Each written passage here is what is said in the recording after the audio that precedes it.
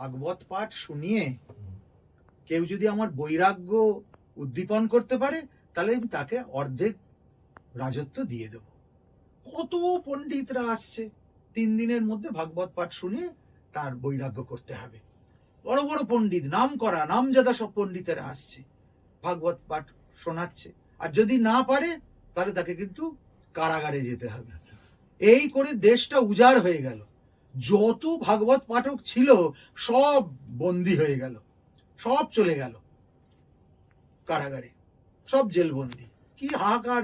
সন্ন্যাসী সেও বসেছে, ভাগবত ব্যাখ্যা করছে। প্রথম দিন গেছে, মহারাজের কিছুই হেলদোল হচ্ছে না। দ্বিতীয় দিনের শেষে মহারাজ বেশ উস্কুস উস্কুস করছে, তাই তো তাই তো তাই তো তাই তো। তৃতীয় দিন যখন মাঝামাঝি, তখন সে উঠে পড়ে বলছে, আমি আপনাকে গুরু বলে মানছি, চলুন, এখানে আর ভালো লাগছে না, কোথায় যেতে হবে আমরা সেইখানে চলে যাই। আর অর্ধেক রাজত্ব দেব বলেছিলাম তো, পুরো রাজত্বই আপনি নিয়ে নিন। কি বলেছিল? তখন সেই তরুণ সন্ন্যাসী বলছে যে আমি তো সাধু, আমি রাজত্ব নিয়ে কি করব, তবে হ্যাঁ আমি একটা জিনিস চাই। কি চাই? যতজনকে আপনি বন্দি করে রেখেছেন তাদের সকলকে আপনি ছেড়ে দিন। মহারাজ বলে, বেশ তাই হবে, ছেড়ে দেব। ছেড়ে দিয়েছে।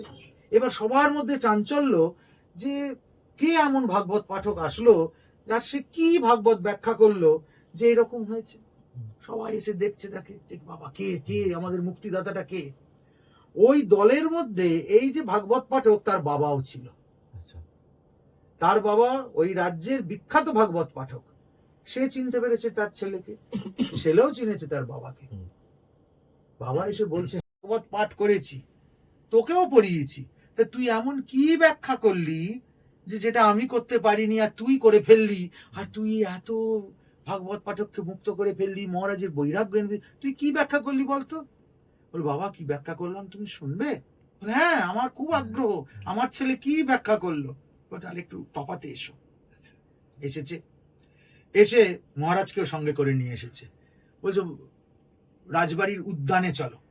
গেছে বাগানে, বড় বড় দুটো গাছ, সেই দুটো গাছের সামনে একটা গাছের নিচে বাবাকে, একটা গাছের নিচে মহারাজকে দাঁড় করিয়েছে।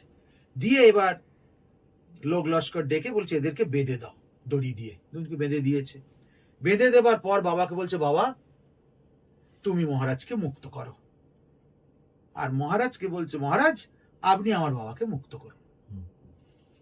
বাবা বলছে, তোর কি মাথা খারাপ হলো?